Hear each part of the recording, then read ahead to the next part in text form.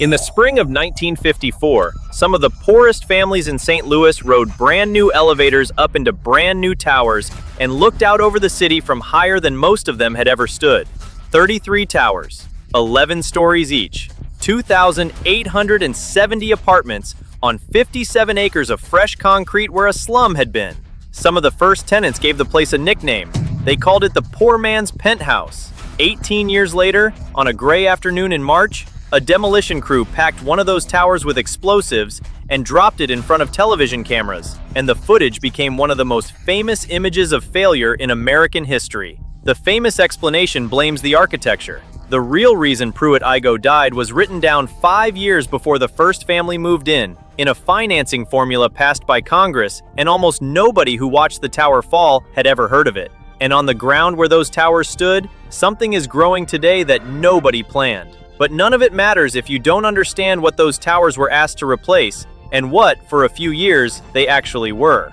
The neighborhood that stood there first was called DeSoto-Carr, a stretch of the near north side a short walk from downtown St. Louis. By the late 1940s, it held some of the worst housing in the city. Wooden tenements from the previous century leaned against each other along narrow streets. Many homes had no indoor plumbing. Families shared outhouses in the yards between buildings, and coal smoke settled into the low blocks in winter. City surveyors walked the district and recorded the conditions building by building, and the reports read like inspections of a place already half abandoned. The neighborhood was crowded, black, and poor, and in the language of the era it was called blighted, a word that did a great deal of political work in those years. Blight meant a place could be taken. The taking had been planned for years before the money arrived. The city's chief planner, an engineer named Harlan Bartholomew, had spent decades drawing and redrawing St. Louis, and his comprehensive city plan of 1947 marked whole districts of the near north side for clearance, using a single printed word, obsolete, not the houses. The neighborhood itself, the streets and the corners and the churches and the little groceries, declared obsolete on a map by men who did not live there. The people of DeSoto-Carr, thousands of them, most renting from absentee landlords who had stopped fixing anything decades earlier, had no say in the designation and no organized way to fight it. What they were promised in exchange was the one thing their landlords had never given them: decent housing, brand new, at rents they could afford. Hold on to that promise. Every family who moved into the towers moved in believing it. The man who wanted to take it was the mayor, Joseph Darst, elected in 1949.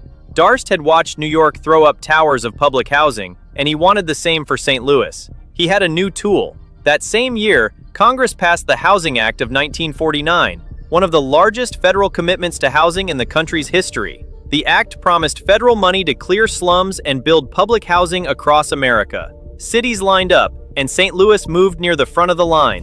In 1950, Washington committed funding for 5,800 public housing units in the city. Nearly 3,000 of them would rise on the cleared ground of DeSoto-Carr in one enormous complex. Here is what the Housing Act actually said, because one clause inside it decided everything that followed. The federal government would pay the capital costs. The land, the clearance, the steel, the concrete, the construction, Washington paid to build. But the act required that the day-to-day costs of running public housing come from one source only: the rents paid by the tenants who lived there. Not a dollar of federal money for maintenance, not a dollar for repairs, for janitors, for elevator mechanics, for light bulbs in the stairwells. The buildings would be born with federal money and then left to survive on the rent of the poorest people in the city. In a growing city with full employment, that arithmetic might hold. St. Louis in 1950 looked like such a city. Its population that year was 856,000, the highest ever recorded there, the 8th largest city in the United States. The planners drew their projections assuming the crowds would keep coming. The crowds were about to go the other way, and that collision between a formula that needed tenants and a city about to lose them is the whole story. It just took 20 years to play out. The commission to design the complex went to a firm whose lead designer was a young architect named Minoru Yamasaki. He would later design the Twin Towers of the World Trade Center in New York, which means the same man drew two of the most famous demolished buildings of the 20th century. In 1950, he was in his 30s and full of intention. His first scheme for the site was not a wall of identical towers. He proposed a mix, high-rises alongside walk-ups and mid-rise buildings, with landscaped grounds threaded between them. In 1951, a National Architecture magazine printed the scheme with open admiration under a headline that called it "Slum Surgery in St. Louis. The Federal Public Housing Administration reviewed the plan and rejected it. Too expensive. Cost ceilings imposed from Washington pushed the design through revision after revision, and each revision made the complex taller, plainer, and more uniform, until what remained was 33 identical slabs of 11 stories each. The playgrounds were cut, ground floor bathrooms were cut, landscaping was cut, paint on the concrete block walls of the corridors was cut. The buildings that would be blamed for the failure of modern architecture were not what the architect designed. They were what the budget office left of it. What the budget office could not control was what those buildings cost to keep standing. Construction ran through the early 1950s, and the strange truth is that even stripped to the bone, the towers were not cheap. Building high in St. Louis cost more than the planners had projected, and the per-unit cost of Pruitt-Igoe came in well above the national average for public housing, even as the finishes inside fell below it. The money went into elevator shafts and structural steel, the things an 11-story building cannot do without, and it was clawed back out of everything a family actually touches. Doorknobs that broke in the hand, window hardware that failed in the first years, kitchen cabinets of the thinnest available plywood. The complex managed to be expensive and cheap at the same time, and both in the worst ways. For context, the whole development covered 57 acres, roughly the footprint of 40 city blocks, all of it under a single housing authority budget that did not yet exist and would never balance. One economy measure deserves its own explanation, because it shaped daily life in the towers more than any other single decision. The elevators were skip-stop. To save money, they did not stop at every floor.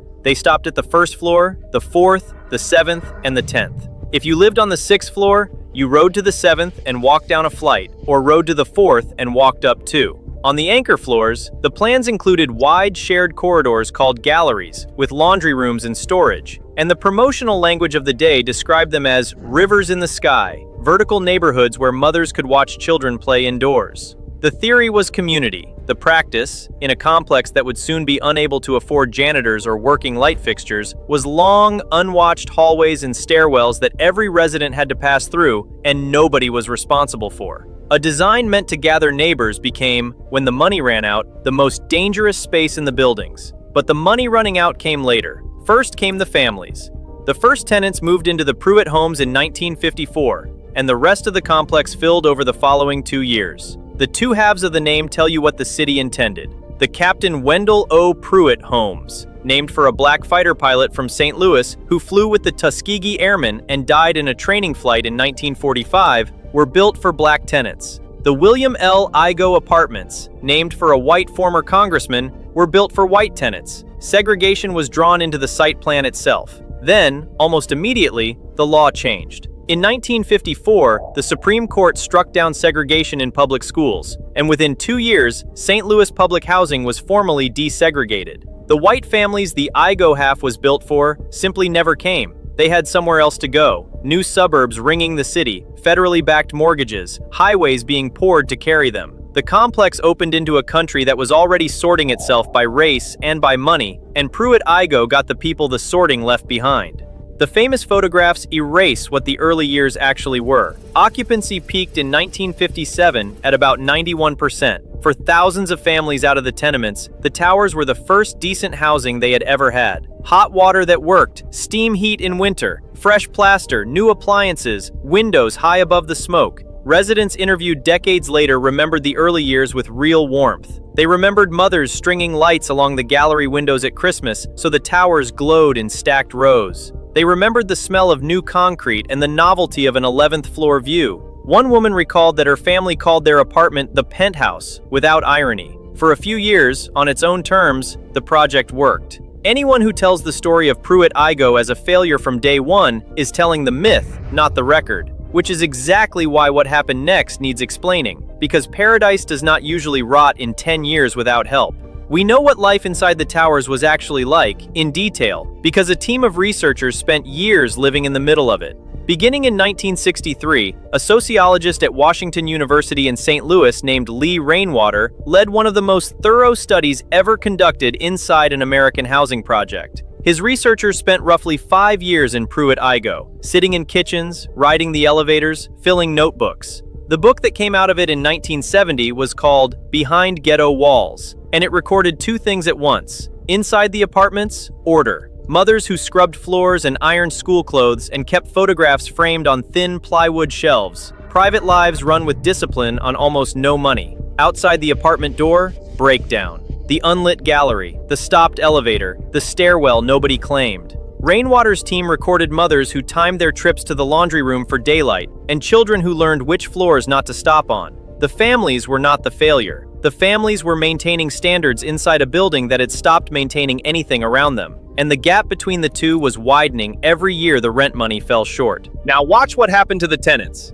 St. Louis had reached its peak population the year the funding was approved. By 1960, the city had lost more than 100,000 people. The factories that had anchored the north side were closing or moving. The stockyards were shrinking, and the foundries were going quiet. By 1970, the loss had passed 230,000, and the city that planned Pruitt-Igoe for a growing population was down to about 622,000 people, one of the steepest declines of any major American city. The people leaving were disproportionately the ones with options. White families first, then black families with steady wages as soon as any door opened to them. The waiting list for Pruitt-Igoe thinned, then vanished. Apartments began to sit empty, and every empty apartment was a hole in the maintenance budget. Fewer rent checks meant less upkeep. Less upkeep meant broken elevators and dark stairwells. Broken elevators and dark stairwells meant that anyone who could afford to leave left, which meant fewer rent checks still. The spiral was not a metaphor. It was the formula of 1949 doing exactly what it was written to do. A ledger updated monthly, and everyone who ran the buildings could read where it was going. The Housing Authority responded to the shortfall in the only direction the law allowed. It raised the rents. The tenants who remained were the poorest of the poor, most of them single mothers raising children on public assistance, and the increases landed on them. By the late 1960s, some families in St. Louis public housing were paying half of their monthly income in rent, and some were paying more than that for apartments where the elevators trapped people in the dark, and the heat failed in winter, and the garbage backed up at incinerators that had been undersized since the day the buildings opened. For context, the federal standards set shortly afterward would declare that no public housing tenant should pay more than a quarter of their income in rent. These families were paying double and triple that share for buildings falling apart around them. And the rules that governed their lives did not stop at the rent. Welfare policy in that era included a provision that tenants came to know as the man-in-the-house rule. If an able-bodied man lived in a home receiving aid for dependent children, the aid could be cut off. Caseworkers made checks. The practical effect, in Pruitt-Igoe and in projects like it across the country, was to force families to choose between a father at home and food money, and the fathers moved out or moved into the shadows. A federal housing program and a federal welfare program, operating on the same families at the same time, were together billing mothers most of their income for unheated apartments and penalizing them if their husbands stayed. None of this appears in the famous photograph of the falling tower. All of it was on paper. And there was a control group standing directly across the street. An older public housing project called Carr Square Village sat just south of Pruitt-Igoe, built in the early 1940s, 2- and 3-story buildings instead of towers. It housed the same population, poor black families, from the same neighborhoods, on the same public assistance, governed by the same welfare rules, in the same collapsing city. Through the very years Pruitt-Igoe emptied and broke, Carr Square Village stayed occupied, functional, and largely intact. A planner named Oscar Newman studied the two projects side by side and built a famous theory out of the comparison. The idea that low buildings with visible entrances and small shared spaces let residents watch over their own territory, while towers with anonymous corridors made that impossible. He called it defensible space, and there is truth in it, but the comparison hides a second difference that Newman's readers rarely mention. A 2-story building with no elevators and short hallways is also radically cheaper to maintain. Carr Square could limp along on shrinking rents. Pruitt-Igoe, with its dozens of elevators and its miles of gallery corridor, could not. The same formula sentenced one project and spared the other, and the design determined which was which. By the mid-1960s, the physical decline was visible from the street. Broken windows stayed broken. The grounds that were supposed to be landscaped had been gravel and mud since opening day, and now they filled with glass. Elevators, the skip-stop elevators that were the only practical way to reach 11 stories, went out of service for weeks. Vandalism fed on the empty units and crime moved into the unlit galleries and stairwells, exactly the spaces the cost-cutting had left unwatchable. In the coldest weeks, pipes burst in vacant, unheated apartments, and water sheeted down through the floors below and froze on the walls.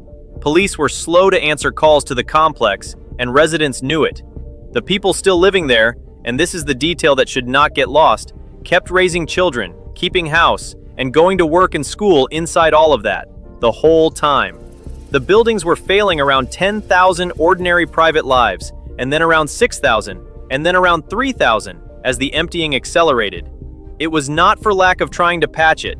Through the middle and late 1960s, the Housing Authority and the federal government poured repair money into Pruitt-Igoe in wave after wave. New locks, new lighting, new glass, security patrols, repainted corridors. Millions of dollars went in, and the buildings ate it. Every rehabilitation was launched into the same arithmetic that had caused the damage, a maintenance system with no income underneath it, and so every rehabilitation was temporary by definition. Fixing the glass did not fill the vacant apartments. Painting the galleries did not lower the rents. The money treated symptoms because nobody with authority was willing to name the disease, and the disease was in the statute. By the end of the decade, the officials in charge had quietly stopped talking about saving all 33 buildings and started talking about which ones to give up. The tenants noticed. What the tenants did about it made national news. The tenants did not go quietly, and the record of what they did next changed federal law. In February of 1969, tenants across the St. Louis public housing system stopped paying rent. By the 1st of April, the strike had reached Pruitt-Igoe. It was, at the time, the largest and longest rent strike in the history of American public housing, and it ran for 9 months. Its public faces were tenants themselves, among them a woman named Jean King, a public housing tenant who chaired the citywide strike committee and stayed the strike's public voice through all 9 months of it, along with organizers like Ivory Perry and a minister named Buck Jones. Their demand was not luxury. It was that rent be tied to income, and that the buildings be run by people who answered to the tenants who paid for them. The strike held through the summer and into the fall. It ended in October with the Housing Authority's Board of Commissioners resigning and tenants winning a real voice in management, and it echoed in Washington. Within months, Congress passed what became known as the Brooke Amendment, capping rent in public housing at a quarter of tenant income nationwide. The Mothers of St. Louis Public Housing had just written one of the most consequential tenant protections in American law. It arrived, for Pruitt-Igoe itself, about a decade too late, because the arithmetic had already finished its work. Capping rents fixed the injustice and deepened the shortfall, since the building's only income was now legally limited and the tenants were poorer than ever. By 1970, more than 2/3 of Pruitt-Igoe stood vacant. Whole towers were sealed. The authority shuffled the remaining families toward a handful of buildings it could still pretend to maintain, and the empty slabs stood in rows with their windows knocked out, 11 stories of blank concrete visible from downtown. The complex, built for as many as 12,000 people, was carrying a few hundred families, and the federal department that owned the problem began, quietly, to discuss a solution no American city had tried at this scale: demolition of brand new public housing. The towers were not yet 20 years old. The decision came at the end of 1971. The Department of Housing and Urban Development approved bringing down the worst of the buildings, partly as engineering, partly as experiment, and, whatever the intention, the effect was theater. On March 16, 1972, in the middle of the afternoon, the charges went off in one of the central towers, and 11 stories folded into a wave of dust that rolled out over the empty grounds. The cameras were waiting. The photograph ran everywhere, and it has never stopped running. A second tower came down in April. Over the following 4 years, the demolition crews worked through all 33 buildings, and by 1976, Pruitt-Igoe was a 57-acre field of rubble on the near north side of St. Louis. About 600 residents had still been living there at the end. Each family got a relocation notice and a moving date, and the last of them carried their belongings out of buildings that were younger than their children. The relocation itself was quieter than the explosions and mattered more. The remaining families were dispersed into other public housing, into leased private apartments, into whatever the authority could find, scattered across a north side that was itself emptying street by street. There was no follow-up study waiting for them, no program that tracked where the children of Pruitt-Igoe landed or how they fared. The federal government had documented the buildings exhaustively, appraised them, photographed them, filmed their destruction from multiple angles. The people were simply moved. Decades later, when former residents began to be interviewed as elders, many said the same two things in the same breath: that the projects had become unlivable, and that the community inside them, the mothers who watched each other's children, and the neighbors who rode the same broken elevators, was the realest one they ever belonged to. Both things were true. That is what was blown up. The photographs never showed that part. Then came the argument about what it meant, and the argument is where the story was stolen. An architecture critic named Charles Jenks wrote that modern architecture itself had died at Pruitt-Igoe, and even fixed the moment of death to the afternoon of the implosion. The line was irresistible, and it stuck. For 50 years, the fall of those towers has been taught as proof of a design failure, evidence that tall buildings and long corridors breed crime, that planners had tried to engineer community and built a machine for misery instead. The design contributed. Skip-stop elevators and unwatched galleries made a poor complex more dangerous than it had to be. But hold the explanation up against the record and it comes apart. The same tall, modernist slabs housed middle-class tenants in New York and Chicago and Paris without collapsing in 20 years. Pruitt-Igoe did not fail because it was 11 stories tall. It failed because its maintenance budget was legally chained to the rents of the poorest people in a city that lost a quarter of its population in 20 years. Because federal cost ceilings stripped the buildings before they opened, and because the same families being overcharged for unheated apartments were being penalized by welfare caseworkers for keeping their husbands. The autopsy blamed the body. The cause of death was in the paperwork. It took nearly 40 years for that verdict to be seriously challenged in public. In 2011, a documentary called The Pruitt-Igoe Myth put the surviving residents on camera and laid the funding history, the depopulation numbers, and the welfare rules alongside the famous demolition footage, and the effect was quietly devastating. Men and women in their 60s described childhoods that no one had ever asked them about, because the photograph had already answered every question.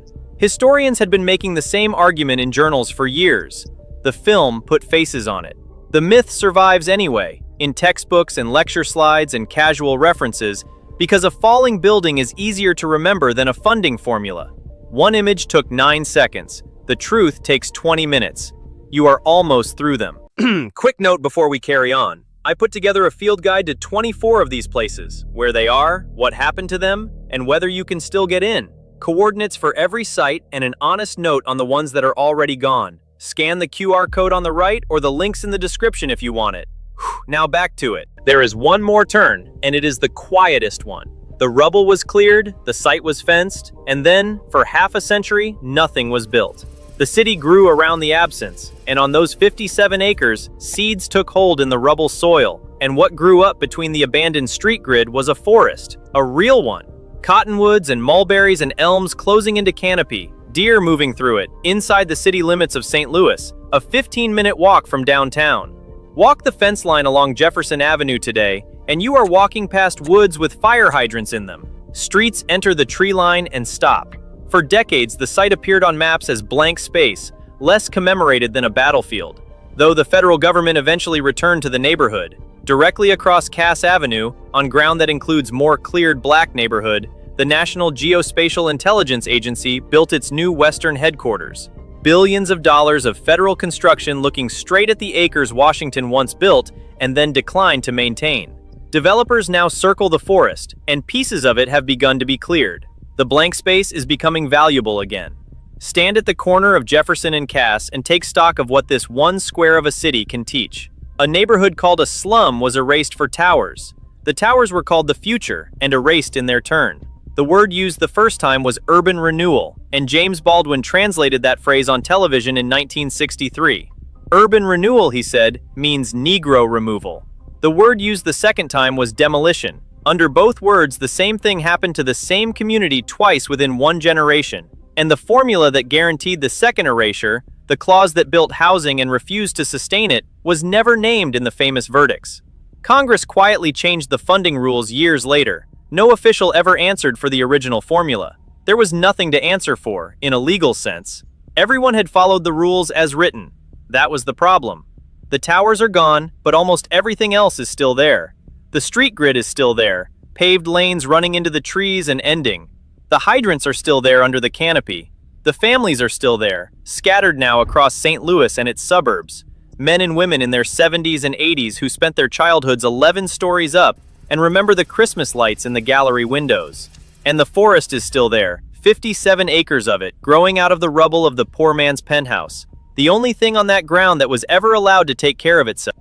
Thanks for watching. Don't forget to hit the subscribe button in the middle to watch more forgotten places and abandoned history from across America. Then click the video on the left to watch similar stories like this. Or if you really want to get stuck in, click the playlist on the right. New videos every week. I'll see you in the next one.